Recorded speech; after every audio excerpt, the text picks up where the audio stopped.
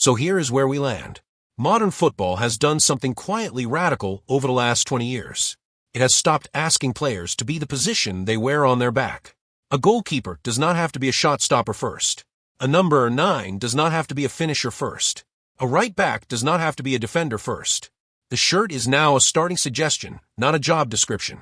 And that shift, more than any tactical trend, any transfer market boom, any managerial revolution, is the reason players like Ederson, Gabriel Jesus, and Trent Alexander-Arnold get to be considered among the very best in the world despite failing, statistically, at the core skill their position was invented for. The game has decided their rare thing is worth more than their broken thing. And it built entire trophy-winning ecosystems around them to prove it. But, and this is the honest part, that beauty comes with a receipt. It is entirely fair to look at these three, and at every hybrid player who has ever walked one of the three fates, and to point at the weakness and say, no, that is a real cost. That is not a footnote. That is a knife-edge trade every single season, and one bad injury, one wrong manager, one wrong draw in the Champions League round of 16, and the trade goes the other way. Every hybrid player is one bad month away from Fate 3. That is the price of the archetype. And the great managers of this era have decided to pay it. The framework, though, the framework travels. And that is the part we want you to walk away with. Because now, when you watch any player at any level, in any league, and you find yourself getting into the same argument you have been getting into for years, but he can't defend, but he can't finish, but he's not a proper number 9, you have a better question to ask. Which fate is he on? Is his manager building around him? Is he in the middle of a positional shift? Or is a new signing coming that is about to write him out of the story? Ask that question, and the argument stops being noise and starts being analysis. Pausa. So here is where we hand the framework over to you. Drop your take in the comments, and be specific, because we read them. 3 questions. 1. Of the 3 players in this video, Ederson, Gabriel Jesus, Trent Alexander-Arnold, which one do you think is on the most dangerous fate right now, heading into the next 12 months? Because arguments can honestly be made for all 3, and we want to hear yours. 2. Name one hybrid player from your own team who fits this archetype. Not a superstar, not a discourse magnet, a guy from your team. Tell us which axis he is elite on. Tell us which axis he is broken on. And tell us which fate his manager is currently running. That is the test that proves the framework works. 3. And this one is the spiciest. When you look at Kevin De Bruyne in 2026, the injuries, the drop in minutes, the way Pep is using him now, is he starting to walk Fate 3? Or has he just moved into Fate 2, and nobody is calling it that yet? Fight about it in the comments. We'll be reading. While you're down there, do us the 3 things that keep this channel alive. Hit that like button. It takes half a second, it costs you nothing, and it is genuinely the difference between this video reaching another 20,000 football fans this weekend or dying in the algorithm tonight. Smash that subscribe if you have not already, because we are running this same treatment, same framework, same data, same brutal honesty on more players every single week, and you don't want to be the guy who missed the one about your favorite. And ring that bell, because when we drop the next one, we want it to actually reach you, not sit in a subscription tab you never open. We already have the next names lined up. Wingers who cannot dribble but change games from the touchline anyway. Center backs who cannot tackle but read the game 2 seconds faster than anyone else on the pitch. Central midfielders who never track back, but still start every big game for their national team. Same framework, same 3 fates, different names on the shirt. And if you enjoyed this one, if the way we broke down the metrics, then flipped the eye test, then handed you a framework you can actually use, go and check out our video on the most iconic Ronaldo performance of all time. Because it's another player who had a very specific weakness that managers were more than willing to build the entire team around. That link is on your screen right now. Go watch it, and we'll see you in the next one. 2 shapes. That's really where this whole thing starts. Pause. The human brain, for reasons that go back thousands of years before football even existed, doesn't process every shape the same way. It sorts them into 2 categories almost automatically before you're even aware you're doing it. The first category is smooth, curved, continuous. Think of a river bending through a valley. Think of the way a hill rolls down to a shoreline. Think of a well-worn stone in your hand, the kind of pebble people actually pay money to hold for stress relief. These shapes are pattern associated with safety, with comfort, with ease. Your nervous system reads them and quietly relaxes. The second category is the opposite. Sharp, angular, jagged. Think of a broken rock. Think of a predator's tooth. Think of an ice shard, a shattered pane of glass, the corner of a knife on a countertop. These shapes trigger alertness. Caution. The very old part of your brain that keeps you alive reads them as potential danger and quietly puts the whole system on notice. Pause. Neither is better than the other. Neither is worse. But they hit your nervous system differently, and you can't consciously override it. Now, this isn't just a rule for shapes sitting still. It applies to motion, too. Think about a hawk gliding through the sky. Long, curved, patient arcs. It looks like it's barely moving. It looks like the world is turning underneath it while it just floats there. That is smooth motion. Continuous acceleration. Nothing about it says this thing is deadly. Even though, and this is important, it absolutely is. Now compare that to a snake striking. 0 to 100 in a single frame. Straight line. No arc, no wind up, no acceleration curve. Just a violent snap. That's sharp motion. Angular, sudden, complete. Your body reacts to that clip on your phone before your brain has even finished naming what you just watched. Pause. Both animals are elite hunters. Both are terrifying if you happen to be the prey. But your emotional response to each is completely different. And that difference, that gap between smooth lethal and sharp lethal, is the exact gap this video is about. Because football, when you actually look at it, is a game built inside the same tension. The pitch itself is a rectangle. 90-degree angles at every corner. The goal frame is a rectangle. The nets hang in rigid, tight geometric mesh. The white lines are painted with a ruler. The camera angles you watch it on are cut into hard rectangles by broadcast trucks. Even the tactical diagrams your favorite pundit draws on the touch screen, arrows, boxes, cones, dotted lines, every single one of them is sharp. There's only one round object on that entire pitch. Pause. The ball. And underneath the sharp geometry of the field, the ball is what everything is actually about. It's the only continuous shape in a rectangular universe. Which means the way a player interacts with it, the way they receive it, carry it, disguise it, release it, decides whether the entire visual experience of a football match reads as smooth or sharp to your brain. Some players make the ball look like an extension of their body. Others make it look like a thing they're wrestling with. And you feel the difference immediately, even if you can't put words on it. Pause. This is why two players can have almost identical stat lines and feel completely different to watch. It's why a 5-yard pass by Iniesta felt like a sentence being read out loud, and 5-yard pass by another player just felt like a functional connection between two dots. It's why a chop back from Salah feels frantic, and a chop back from Hazard felt like a magic trick. They're doing the same physical action, but one is smooth motion inside a sharp world, and the other is sharp motion inside a sharp world. And your brain is picking up on the gap, whether you want it to or not. So here's what we're going to do next. Pause.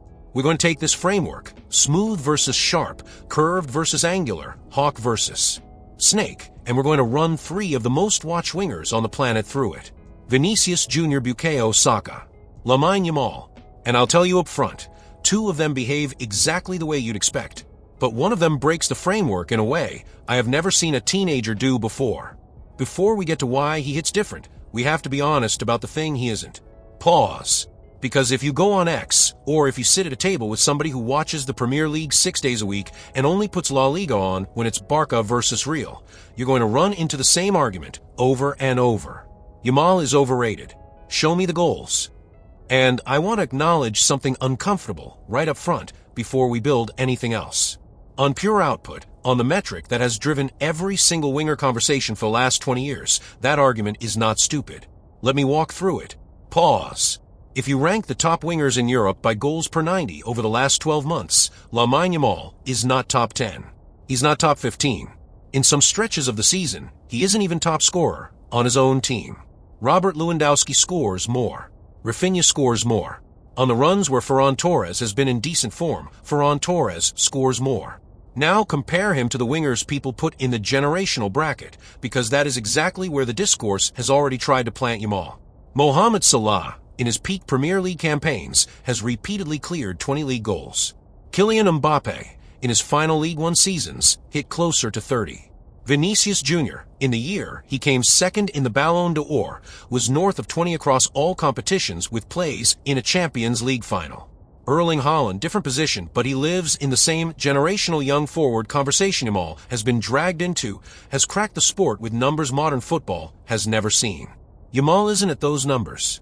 He isn't close to them. And it's important to sit with that for a second, because half the arguments about him online are people refusing to sit with it. Pause. Same test on assists, because that's usually where the Yamal defenders pivot to next. He's a creator, not a finisher. That's fair. He is a creator. But even there, the raw assist tally, the counting stat, puts him in a peer group with plenty of very good wingers, and not sitting alone at the top of it. Bukayo Saka has posted double-digit Premier League assists season after season. Bruno Fernandes, from a wide adjacent role, has done it too. Kevin De Bruyne, when healthy, has always done it. Yamal is a strong producer. He is not, on the raw count, king of the hill. Same test on shot volume. Same test on take-on success percentage, a metric where Vinicius Jr. has actually beaten him on some samples of the season. Same test on pure top-end sprint speed, where he clocks lower than Rafael Leao and Adama Traore, and half a dozen other physical wingers whose highlight reels nobody watches at 3 in the morning in a bedroom in Jakarta. If you built an elite winger checklist based on the last decade of Premier League discourse, most goals, most assists, most sprints, most direct duels won, Yamal would not top a single column. Pause. He's not the fastest. He's not the strongest. He's not the top scorer. He is not, by any purely productive measure, the most impactful winger of his age bracket in Europe right now. And yet, pause. None of that seems to matter. Because the same crowd that shows you the goal tally is the same crowd that, when a Yamal clip lands on their timeline at midnight, stops scrolling, watches it 3 times, sends it to a group chat, argues about it for 2 days, and then complains in the same breath that he's overrated. That is not overrated behavior. That is the exact opposite of overrated behavior. Pause. Overrated players get skipped. Yamal never gets skipped. So the question isn't whether the raw numbers say what his critics say they say. On some of them, they absolutely do. The question is why, given those numbers, nobody actually acts like it. Why coaches now game plan for him like he's already Messi? Why sponsors were circling him at 15? Why El Clasico coverage leads with his name before it leads with any other name on the pitch? And to answer that, we have to stop asking what he produces. Pause and start asking what he does. If this breakdown is landing so far, if you've ever tried to explain why Yamal hits different and gotten stuck at, I don't know man, he just does, hit that like button real quick. Costs you nothing, and it tells the algorithm to push this kind of analysis to the next football fan who needs it. Then stay locked in, because what comes next is where the actual answer starts to show up. Vinicius Jr. frame by frame against Yamal. Pause. The first comparison. And I'll tell you now, it's going to be the closest one. Start with a moment. Pause. Champions League semi-final. Real Madrid at the Etihad. Vinicius Jr. collects the ball on the left touchline with Kyle Walker directly in front of him, the fastest pure athletic fullback of his generation, in the exact stretch of his career when he was still on top of the world. Vini stops, rocks left, rocks right, kicks the ball into the space behind Walker, sprints past him, whips it into the box. Rodrigo taps it in. 9 seconds, start to finish. A one-on-one against arguably the best physical fullback of the decade. Won cleanly. Pause. That is peak Vinicius Jr., and if you slow that clip down and watch it 100 times, you're going to notice something specific. Every single movement inside it is sharp. He doesn't glide into the moment. He explodes into it. The rocking motion before the burst isn't a smooth wind-up.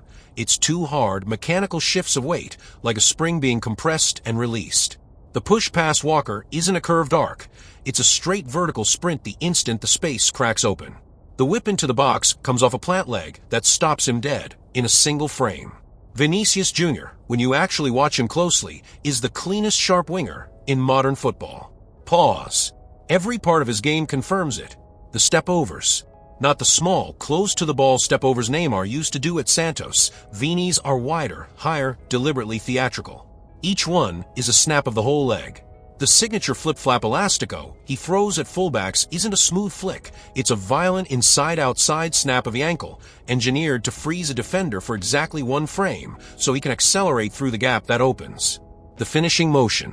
When Vinicius scores, he almost never rolls the ball in. He drives through it. There's a plant, a snap, a follow-through with an exaggerated arm swing. Watch him at the far post in the 2022 Champions League final, the goal that beat Liverpool. That is not a smooth finish. That is a sniper shot with a straight-line trigger pull. Even the way he falls. When a defender does clip him, and defenders clip Vinicius Jr. more than almost any player in Europe, his fall isn't a soft collapse. It's a sharp starfish. Arms out, legs out, full spread. Referee sees it every time. Pause. None of this is a criticism. This is important. Read the room here. Vinicius Jr. right now is one of the 2 or 3 most feared attacking players on the planet. He is a Champions League winner. He is a Ballon d'Or podium finisher. He has personally decided knockout ties at the highest level of the sport. He is the sharpest lethal weapon in modern football, and the sharpness is exactly the point. It's what makes him unplayable in transition. It's what makes fullbacks step off him by 2 yards instead of engaging. It's what makes his elastico work even when everyone in the stadium knows it's coming. Sharpness, in his case, is not a flaw. It's his engine. Pause. But, and this is the part that matters for this video, sharpness has a texture. It has a fingerprint on the human nervous system. Remember the snake strike from earlier. 0 to 100 in a single frame. Straight line. Violent snap. That is exactly what watching a Vinicius Jr. dribble does to your brain. Your body reacts before you name it. Your heart rate goes up before the commentator finishes the sentence. There's a small chemical fear response, followed by a small chemical thrill response, followed by the sound of a stadium reacting a beat late because the reaction had to catch up to the motion. It's incredible television. It's why he goes viral every single week. Is the highest fidelity sharp motion in football right now, and is the exact opposite of what your nervous system does when Lamine Yamal touches the ball. Pause. Because Yamal, in the same left half of the pitch, against the same fullbacks, in the same Camp Nou, in the same league, is doing something that looks almost identical from a distance and completely different up close. He's doing the same job, but the shape of the motion is not the same shape. And in the next block, we're going to slow it down, frame by frame, because until you actually see it side by side, you're going to keep thinking of Yamal as young Vinicius. He is not. Now, let's do the same exercise on the opposite pole. Pause. Euro 2024. Semi-final. Spain versus France. Munich. Yamal is 16 years old, 16, and Spain is already a goal down. Kolo Muani has silenced the crowd. The ball rolls out to Yamal on the right side of the 18-yard box. 3 French defenders between him and the net. The stadium has just settled from a France celebration on the other end. Yamal takes one touch, sets his body, and then he does the thing. Not a step over, not an elastico, not a violent snap of the ankle. A single, slow, patient roll of the left shoulder, 2 half strides inside, and then a curved shot that bends past a defender's outstretched leg, past the fingertips of the goalkeeper, and into the top corner. Levels the game, sends Spain to the final, puts his name into Euro history at an age no other player has ever hit that note. Pause. Now slow that clip down, because everything about that goal mechanically is the opposite of the Vinicius clip we just walked through. There's no rocking motion. His weight doesn't shift twice, it shifts once, and it's a small shift. His upper body doesn't wind up like a spring. His arms don't fly out like a starfish. His plant leg doesn't slam into the ground. His shooting leg doesn't cannon through the ball. Everything is small. Everything is curved. Everything is finished before your eye catches it starting. Watch the ball itself, not him. In the 2 seconds before the shot leaves his foot, that ball never bounces, never bobbles, never gets more than an inch off the surface. It gets dragged across the grass by the outside of his boot in one continuous stroke. It is the smoothest ball motion your brain will ever see attached to a highlight moment at that scale of a game. Pause. That is smooth motion inside a sharp world. And it's not just this goal. It's his whole game. Watch him receive a ball with his back to a fullback. There's no aggressive first touch to pin the ball down. He kills the pace with the inside of his boot, and the ball dies at his feet like it's tied to his ankle with a piece of string. Watch him cut inside on his left foot, the trademark move. There's no theatrical shoulder drop. It's a quiet 1-inch lean, almost a suggestion of a body feint. And it works at the international level against defenders who are grown men and know exactly what's coming. Watch him cross the ball. The plant leg doesn't stop him. He glides through the cross. His follow-through carries straight into his next step, so the whole motion looks like one continuous curve instead of a sequence of separate mechanical pieces. Watch him celebrate. Even the 304 hand sign, his brand, he throws with the same calm as somebody signing for a delivery. No knee slide is required. No shirt off. Just a walk. Pause. If Vinicius Jr. is the cleanest sharp in modern football, Lamine Yamal is the cleanest smooth. And he is doing it at 16, 17, now 18 years old. Which, if you actually stop and think about it for 1 second, should be genuinely impossible. Smoothness in football is almost always a byproduct of experience. Iniesta smoothed out over a decade of first-team minutes at Barcelona. David Silva smoothed out over years at Valencia before he was even a Manchester City fixture. Modric didn't move like the Modric we knew until his mid-20s, and by then he'd already been through the wars of the Croatian League, Tottenham away days, and a Champions League final loss. Smoothness is a skill acquired through failure. You get smoother because you learn how to spend as little energy as possible after you've spent too much of it and lost. Pause. Yamal doesn't have that resume. He hasn't lost that many times. He hasn't been broken yet by the sport. And he's already moving like a player who has. That is the paradox in the middle of this video. It's the thing no stat sheet, no assist column, no goals per 90 chart will ever capture. He is playing smooth motion in a sharp world at an age where he should still be exploding around like a firework, because that is what teenagers do on football pitches. And instead, every time you cue up the clip, it looks like something you've only ever seen in a Ronaldinho Barcelona film archive. The Vinicius comparison is important. It sets a floor. It tells you Yamal is not doing what a modern elite winger does. But it's the second comparison, the one against Bukayo Saka, that starts to explain why his smoothness is actually not a copy of anything. Pause. Because Saka is smooth too. And it's a completely different kind of smooth. Now here's where things get interesting. Pause. Because if you've been watching football closely for the last 3 or 4 years, and if you've watched a lot of Arsenal, you are already sitting there thinking, wait a minute, Saka is smooth too. And you're right. He is. Let me set the scene. Emirates Stadium, North London. Bukayo Saka gets the ball on the right wing, 10 yards inside opposition territory. Reece James, a hardened Champions League fullback, is right in front of him. Saka takes one touch inside the line, sets his body, rolls the ball onto his left foot, cuts inside, half a step, in a curved line. Reece James mirrors him, because everyone in the world knows the cut is coming, and everyone in the world knows the shot is next. And still, from the top of a D, Saka bends the ball with his left instep into the far top corner. Emirates loses its mind. That is Bukayo Saka at peak, and I want you to notice something specific about it. Pause. That motion is smooth. Genuinely smooth. There's no violent snap of the ankle. There's no exaggerated wind-up of the plant leg.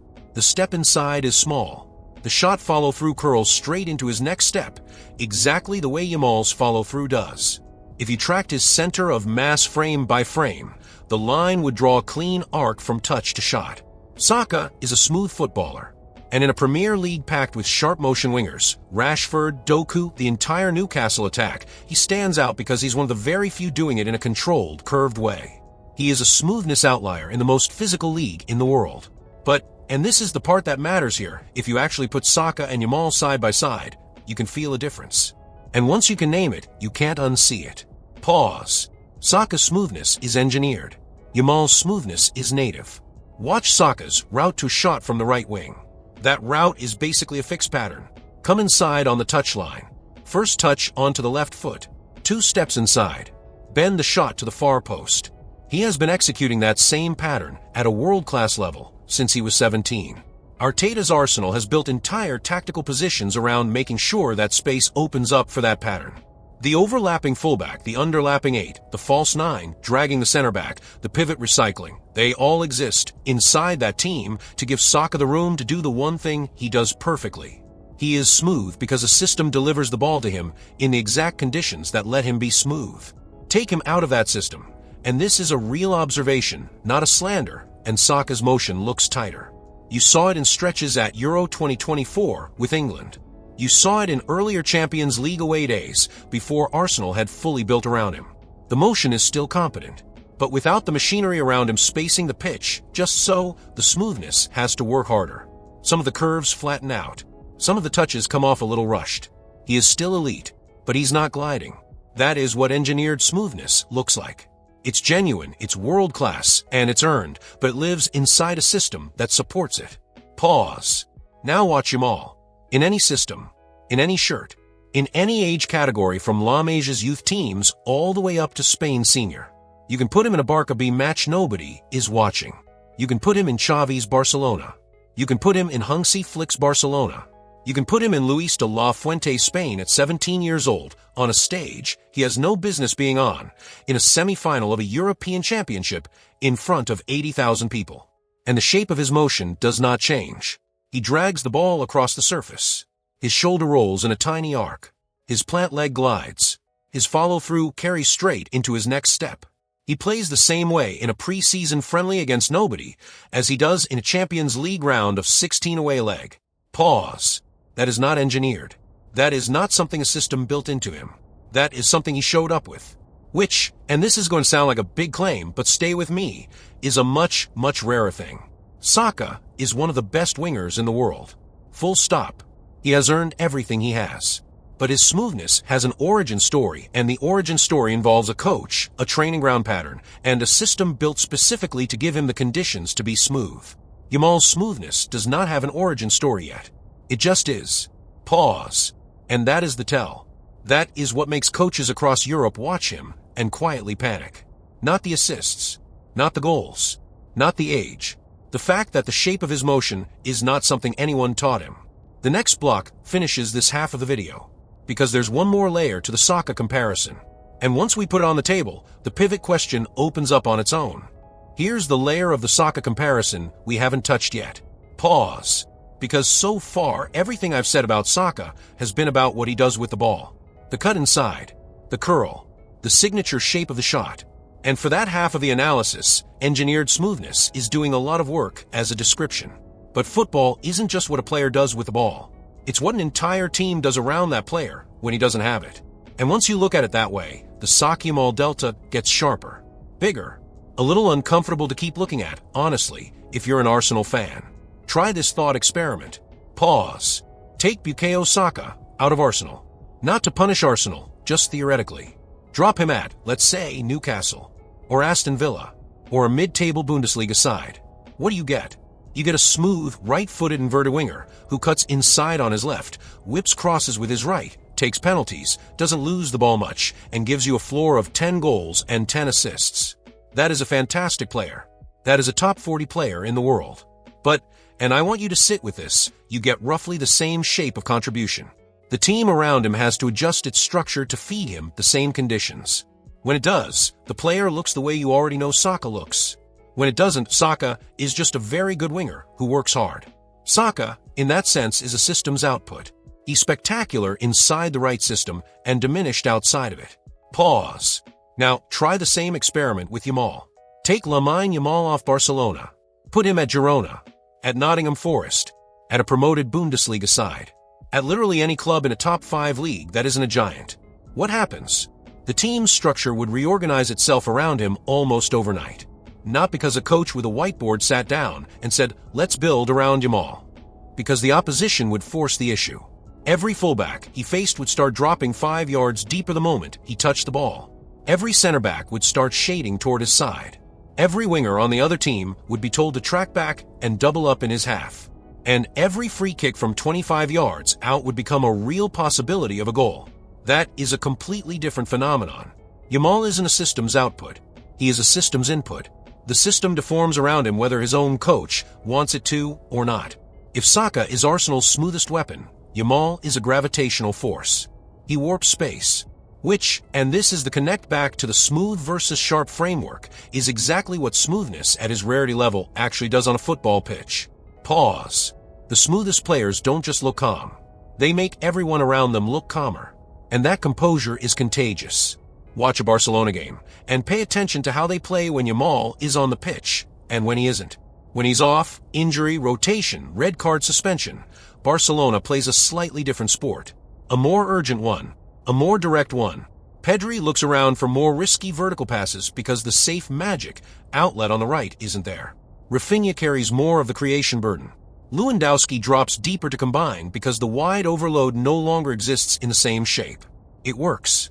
Barcelona still wins games, but the shape is not the same shape. Put Yamal back in, and the whole thing exhales. Every player around him picks up a half second of extra time. Every pass into space feels less urgent because Yamal will collect it, whatever the wait. The entire tactical scaffolding of the team resets to a slower, calmer, more patient version of itself. Pause. That is what a smooth system's input does. Not just to his own team, but to the entire game around him. And now, for the first time in this video, the paradox becomes properly uncomfortable. Because if Yamal is smoother than Saka, and if he warps a defensive shape more than Vinicius Jr., and if his own team plays a different, better sport when he's on the pitch, then why, when you go back to the numbers, does Salah score more, Vinicius score more, Mbappé score more, even his own teammates score more?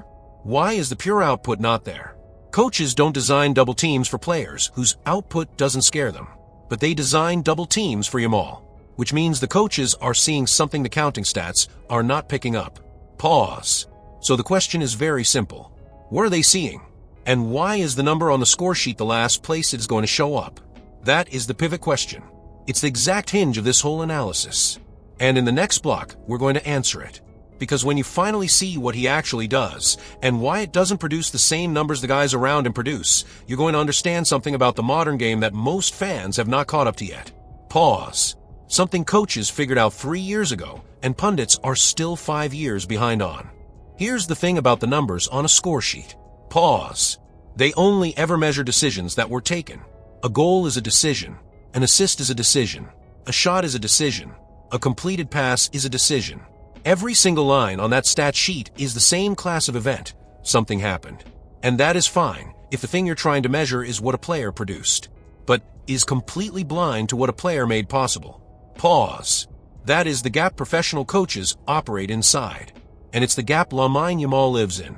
Because when a serious coach, the Guardiolas, the Ancelottis, the Simeones, the Luis de la Fuentes, sits in a video room on a Monday morning after a game against Barcelona, they aren't clicking through Yamal's touches to count how many produced shot. They're watching how many options each touch created. That is a completely different metric. And there's a very good reason it isn't on SofaScore. Let me walk through one. Pause. Take a single Yamal touch. He receives on the right side, 30 yards from goal. Back, half turn to the fullback. Standard situation. Now watch what happens in the next second. He does not commit. Not to a direction. Not to a pass. Not to a dribble. Not to a shot.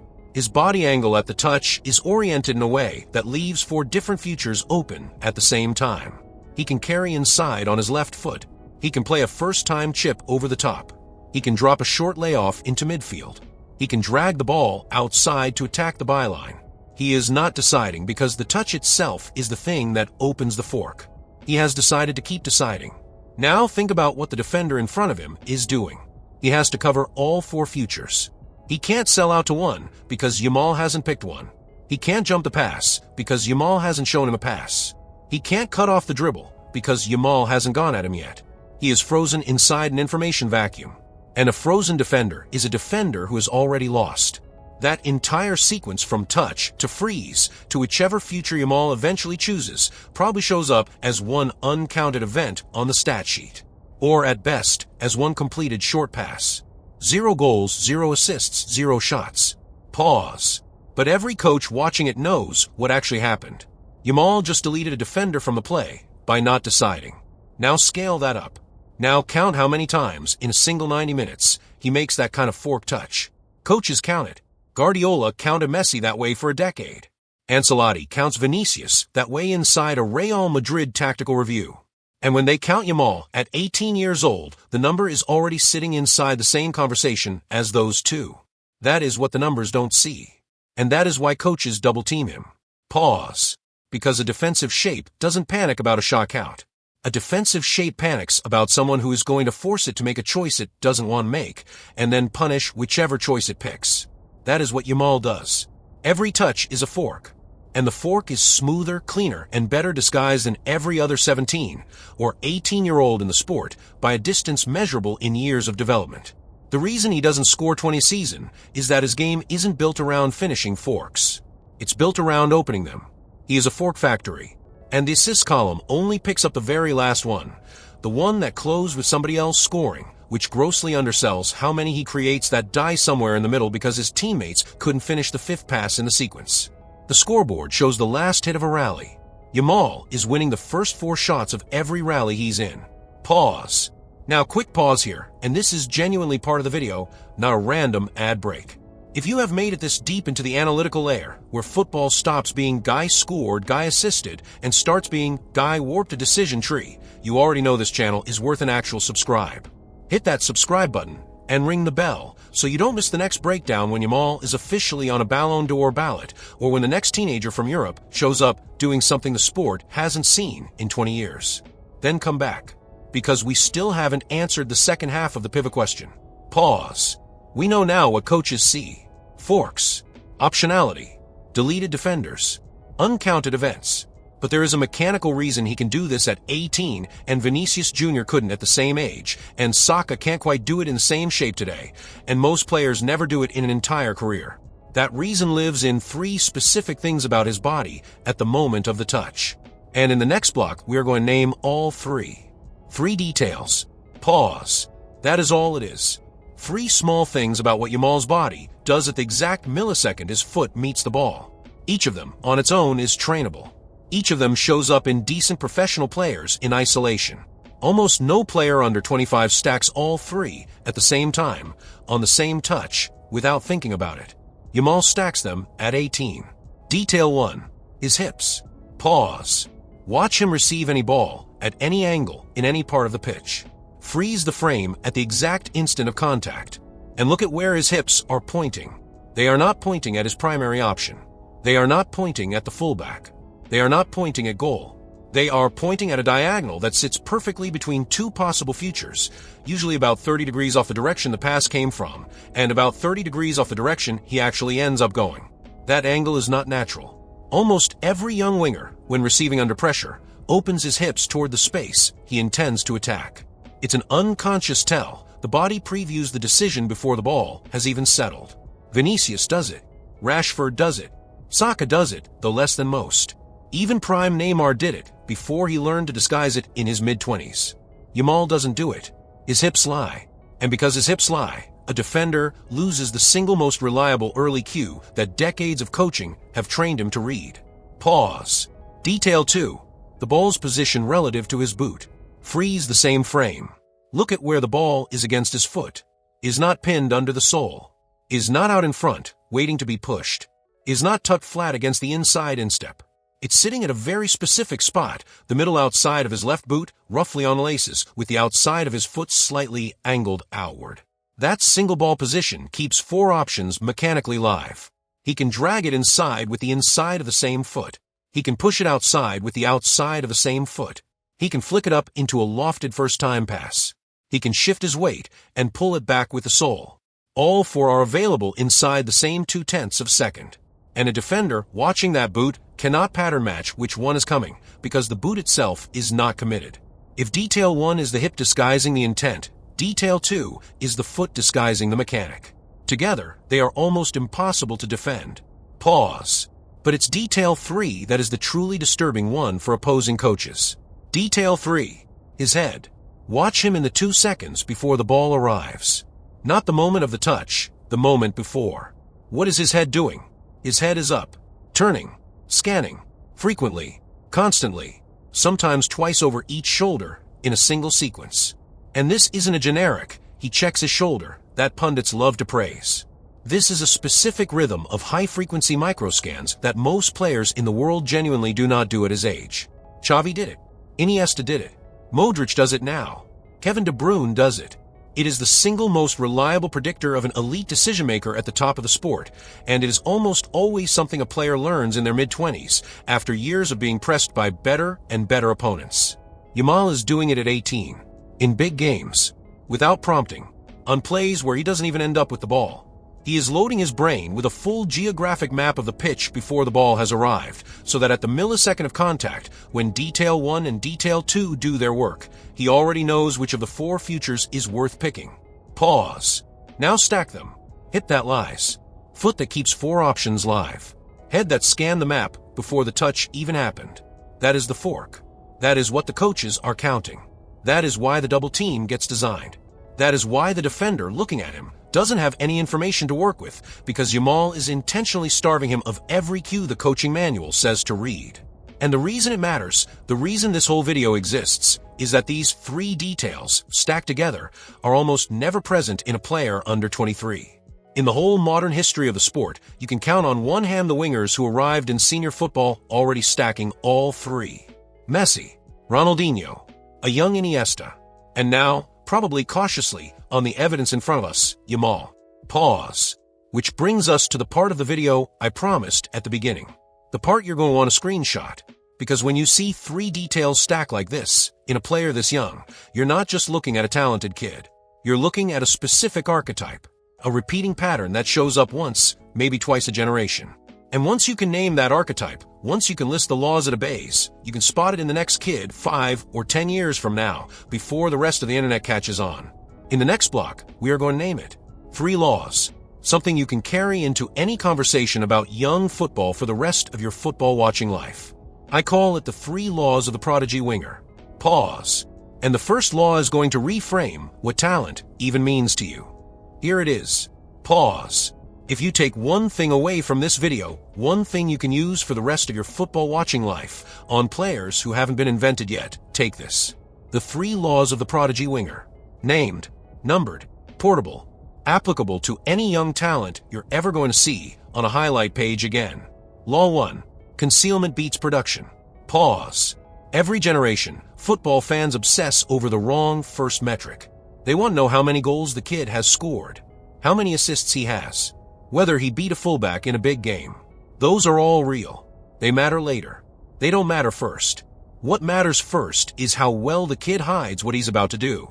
Because concealment, the ability to delay the reveal of the decision, is the single scarcest resource in professional football. It's the thing every world-class attacker eventually learns. It's the thing every mediocre attacker never quite masters.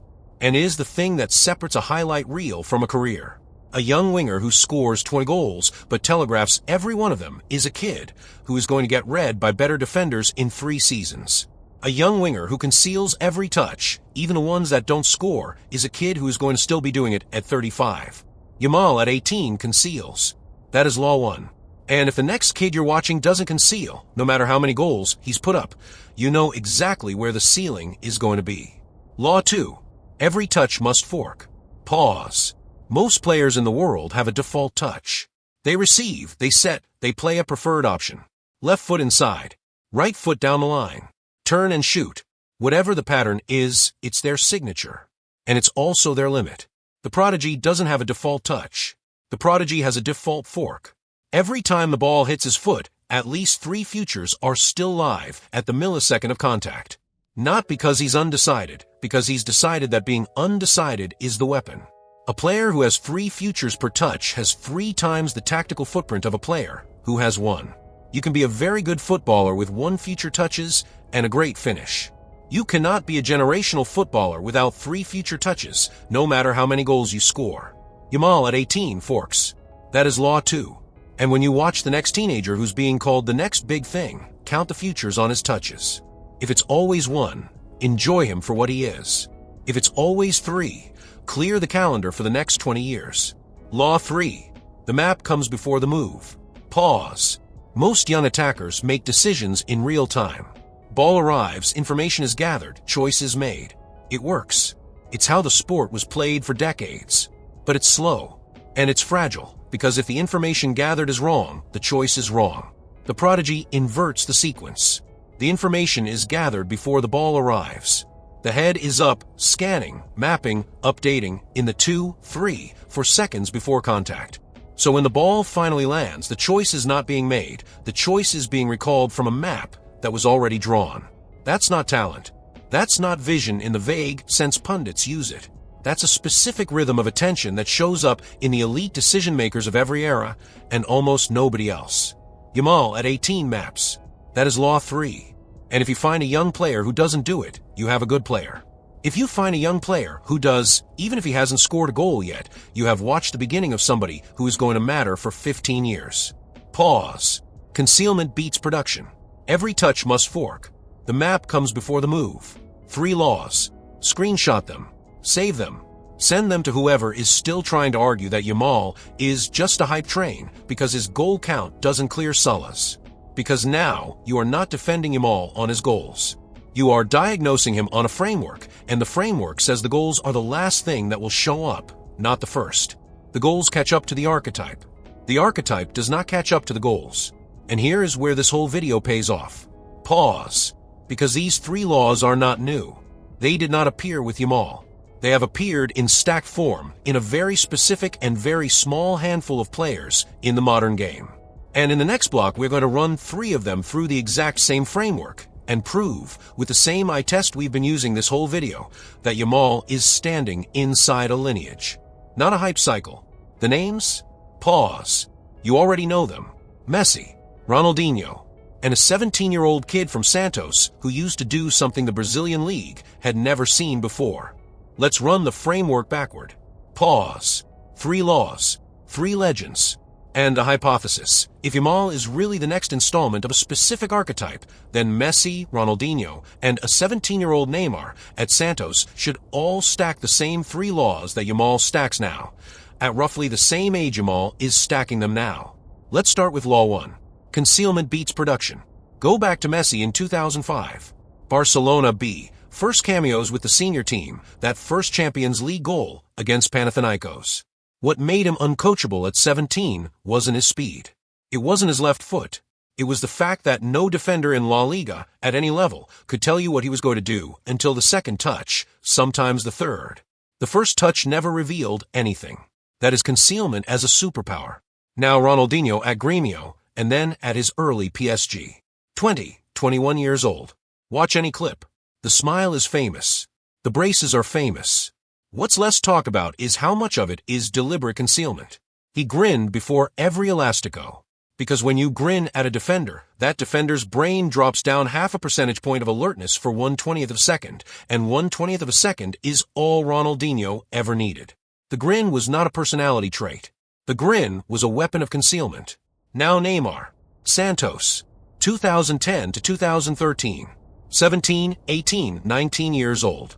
Watch him play against Corinthians, Palmeiras, Flamengo. Every trademark move, the ankle roll, the rainbow, the Rabona, worked because his body up to the moment of the trick was completely non-committed. He walked at defenders. Not sprinted. Walked. And the defenders backed off because the walk revealed no information. Concealment, again, as the first weapon. Pause. 3 legends. All 3, at roughly Yamal's age, already ran on Law 1. Just like him. Now Law 2. Every touch must fork. Watch prime Barcelona Messi, the way he received the ball on the right half space with his back to goal, half turn on the outside of the left foot, and instantly held 3 simultaneous options: through ball to Suarez, cut inside on the left toward goal, or lay it off to Iniesta arriving. That fork was so consistent that Guardiola built an entire tactical system to feed it. Because the fork itself, executed at Messi's rate, is what deleted defensive lines. Now Ronaldinho. His 2005 and 2006 seasons. Freeze any of his touches on the top of the D. The ball sits at the outside of his boot in the exact position Yamal's ball sits today. Every touch keeps a shot, a pass, a layoff, a nutmeg live. A defender jumping any of them is walking into the other 3. Now Neymar. The Santos years. He didn't have Ronaldinho's finish yet. He didn't have Messi's angle vision yet. But he had the fork. Every single touch against Sao Paulo rivals in the state championship kept 4 things alive at the millisecond of contact: dribble, cross, backheel, 1-2. Coaches in Brazil described him at the time as impossible to trap. Not because he was fast, because there was no committed option to trap. The fork was already there at 18. Pause. 3 legends. All 3, at roughly Yamal's age, already ran on Law 2. Just like him. Now Law 3. The map comes before the move. Prime Barcelona Messi is now literally the case study in half of the analytics community. Analysts realized after years of watching that his most valuable minutes on the pitch were the ones where he was walking. He wasn't tired. He was mapping. The head was up, the eyes were scanning, and by the time the ball came to him, the choice was already made and the defender had no way to know it had already been made. That is Law 3 at its purest. Ronaldinho, watch him at Barca. Every time a pass is coming into him, his head has already checked over the far shoulder. He knew what was behind him before the ball reached him, which is why he could do the no-look pass with a grin, because it wasn't a no-look pass. He had looked. 2 seconds before the ball arrived. The eventual pass was a memory being executed. Neymar at Santos, 17 years old, walking through a Copa Libertadores group stage match, same map behavior. Head over the shoulder before every ball, sometimes twice. It's the reason his best assists that year, the outside of the boot passes to Ganso, were possible. He had already mapped Ganso's run before the ball arrived at his foot. The move looked improvised. It wasn't. It was a recall. Pause. 3 legends. All 3, at Yamal's age, already ran on Law 3. Just like him. Which means the framework holds. Which means Yamal is not new.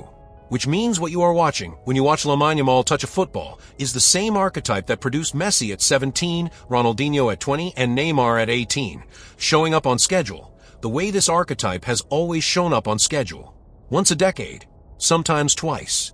Not the next Messi. That comparison is lazy, and it collapses the moment you actually watch both players side by side. But the same category as Messi. The same class of archetype. The same stack of 3 laws. And when a stack like that appears in Europe at 18 years old, wearing a Barcelona 10 no less, history is telling you something.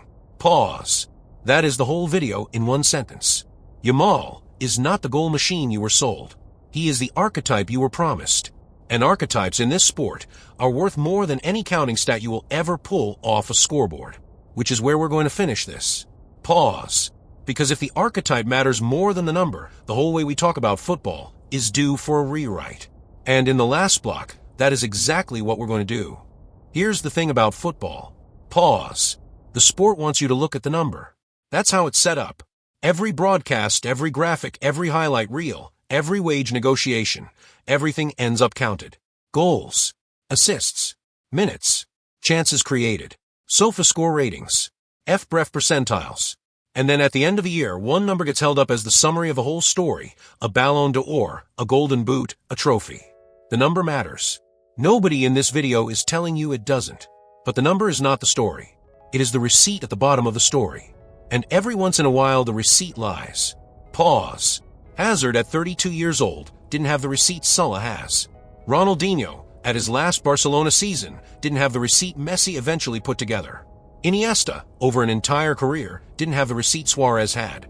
Neymar right now does not have the receipt Mbappé does. And yet, if you ask 10 football fans across 10 different continents which of those pairs they'd rather watch play the sport, the answer is not the receipt.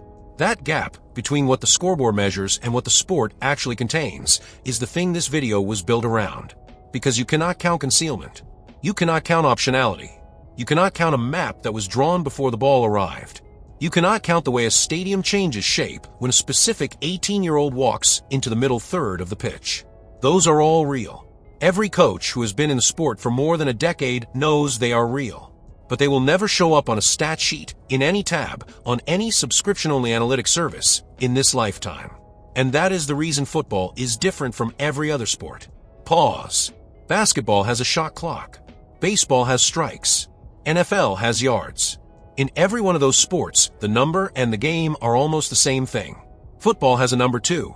But football is also and always a story about archetypes returning, about shapes reappearing, about the same specific pattern of movement showing up in a specific young body once a decade, and every generation of fans lucky enough to catch it live remembering exactly where they were when they saw the first clip. We got Ronaldinho. Our parents got Maradona. Our older cousins got Zidane and Ronaldo. Someone in Buenos Aires in 2005 got a 15-year-old walking onto the Camp Nou pitch and knew, in his bones, that the thing he had been reading about in books had walked into his stadium. And right now, in this window, with Yamal at 18, with Barcelona in a Champions League run, with a Ballon d'Or race sitting in front of him for the next decade, you are getting your version. Whether you are Spanish or not. Whether you cheer for Barcelona or not. Whether the receipt on his season so far reads 12 goals or 20 or 5. It does not matter. The receipt is not the story. The story is that once every 10 years or so, this sport hands you a player who moves in shapes you were pretty sure had been retired. Someone in curved motion inside a rectangular world. Someone who conceals and forks and maps and warps whatever team he wears the shirt of. You are watching that right now, in real time.